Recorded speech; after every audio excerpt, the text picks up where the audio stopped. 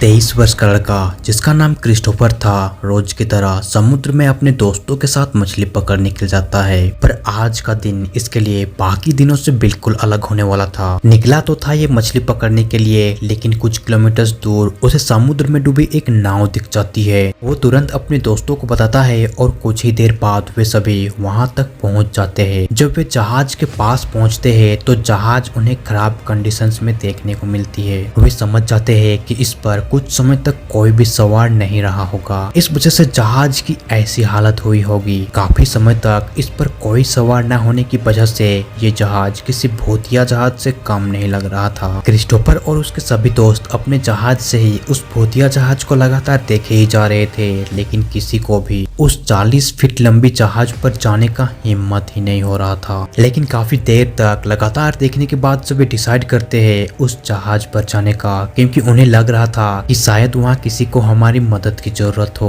तो सभी लोग अपने मछली पकड़ने वाले जहाज से नीचे उतरते हैं और एक साथ उस भूतिया जहाज में जाने लगते हैं, इस उम्मीद में कि शायद कोई उस जहाज में जिंदा हो और उसे मदद की जरूरत हो। जैसे ही क्रिस्टोफर और उसके दोस्त जहाज के अंदर गए और उन्होंने वहाँ जो कुछ भी देखा उसे देखने के बाद सभी डर के मारे सहम गए, क्योंकि उन्होंने वहाँ इंसानी शरीर में एक पूरा व्हाइट बॉडी देखा। So hello guys, I am Nitish and you watching Mysterious Ship Found in Pacific Ocean।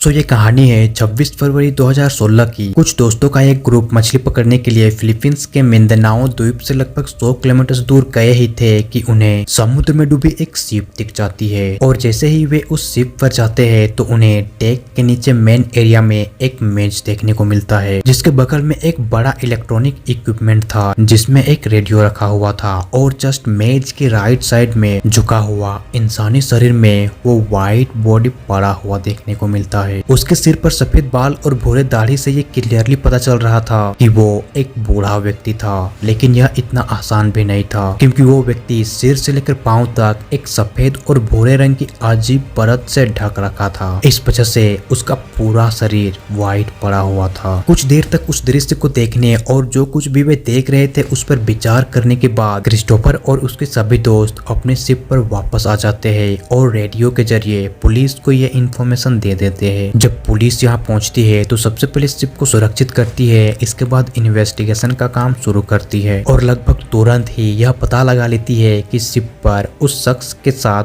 कोई और नहीं है और नहीं ऐसा कोई एविडेंस मिलता है जिससे यह पता चल सके कि कोई कुछ समय तक उस शख्स के साथ रहा हो। इन्वेस्टिगेशन टीम का मानना था कि शायद इस शख्स का मरा हुआ सप्ताह भर या फिर महीने भर भी हुआ होगा, लेकिन उन सबके मन में एक ही सवाल दौड़ रहा था और वो ये था कि अगर ये शख्स सप्ताह या फिर महीने पहले ही मर चुका है तो फिर इसकी बॉडी डार्क होने की जगह व्हाइट कैसे हो रखी है। क्योंकि जब भी किसी बॉडी का मरा हुआ सप्ताह या फिर महीने भर का समय गुजरता है तो उसकी बॉडी काला पड़ने लगता है। लेकिन इन्वेस्टिगेशन टीम को अब तक ये मालूम ही नहीं लग पाया था कि उसके बॉडी पर वो व्हाइट लेयर क्या है और कैसे आया। कुछ देर बाद इन्वेस्टिगेशन टीम को जहाज पर एक डॉक्यूमेंट मिलता है जिससे उस मरे हुए व्यक्ति के बारे में यह पता चलता है कि ये व्यक्ति 59 वर्षीय जर्मन नाविक मैनफ्रेड फ्रिट्ज बाजोरट है। अगले कुछ दिनों में इन्वेस्टिगेशन टीम को मैनफ्रेड के बारे में वो सारी इंफॉर्मेशन मिल जाती है जिससे ये पता चल सके कि आखिर मैनफ्रेड का ऐसा अंत हुआ कैसे। इन्वेस्टिगेशन टीम ने पाया कि मैनफ्रेड एक कुशल नाविक था, इतना कुशल कि उसने अपने जीवन काल में 5 लाख मील से भी अधिक समुद्री यात्राएं की हुई थी। लेकिन ये हमेशा से अकेले ही समुद्री यात्रा नहीं किया करता था, बल्कि उसकी पत्नी क्लाउडिया भी उसके साथ होता था। लेकिन किसी कारण बस दोनों के रिश्तों में दरार पड़ने लगा और साल 2008 में दोनों में डिवोर्स हो गया। डिवोर्स के बाद मैनफ्रेड पूरी तरह से टूट चुका था, लेकिन फिर भी वो खुद को संभाला अपनी बेटी के लिए जो कि एक कार्गो शिप की कैप्टन थी और मैनफ्रेड दोबारा से काम पर जाने लगा। इस दौरान वो सिंगापुर से डरबन तक की यात्रा की। इसके बाद वो स्पेन के द्वीप मेलोर्का गया जहां वो कुछ वक्त तक रुका, लेकिन साल 2010 में वो फिर से तब टूट गया जब उसने अपनी पत्नी क्लाउडिया की मौत की खबर सुनी। इसके बाद मैनफ्रेड साल 2013 में एक जहाज का ओनर बना और यहीं से उसने अकेले समुद्र में बिना किसी कारण के इधर उधर भटकना शुरू कर दिया। इससे इस बात का पता चलता है कि वो अंदर ही अंदर टूट चुका था। वो अपने बीते यादों के याद में खोया रहता था और अपनी पत्नी को खोने के बाद शायद बहुत मिस कर रहा था। और इस बात का पता इन्वेस्टिगेशन टीम को मिले एक हालिया लिखे नोटबुक से चलता है, जिसे मैनफ्रेड ने अपनी पत्नी के याद में लिखा था। खैर, इन्वेस्टिगेशन टीम मैनफ्रेड के बॉडी का मेडिकल चेकअप कराया और जब ये जानने का कोशिश किया कि आखिर मैनफ्रेड के साथ ऐसा क्या हो गया था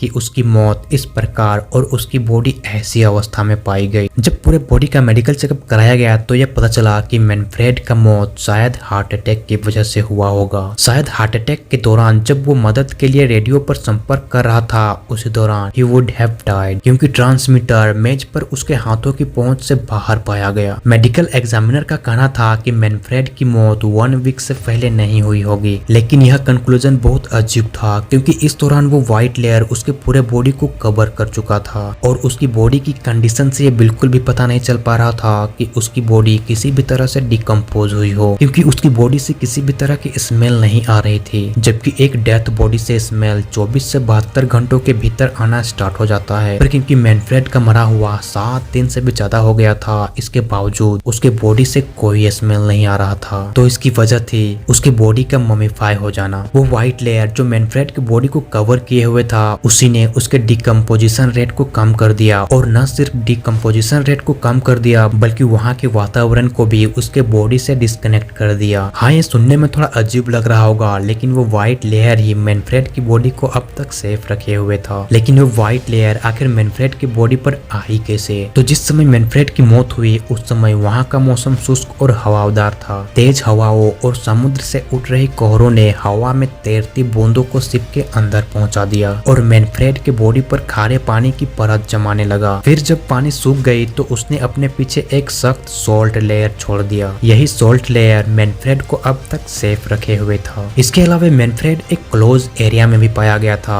इसलिए वह उन इंसेक्ट से बचा रहा जो उसके बॉडी को खा सकते थे। पर अगर नेचुरल प्रोसेस से देखा जाए तो एक ममीफिकेशन 2 से 3 हफ्तों में शुरू होती है, लेकिन मैनफ्रेड के केस में ऐसा बिल्कुल भी देखने को नहीं मिला। उसका बॉडी 1.5 हफ्तों में ही ममीफाई हो गया। तो क्या सही में मैनफ्रेड की बॉडी सही तरीके से ममीफाई भी हुआ या फिर उसके बॉडी पर जो हुआ वह कुछ और ही था? बाकी आपका क्या ओपिनियन है इस बारे में कमेंट में जरूर बताना। सो गाइस, ये थी story the lost ship man Manfred की।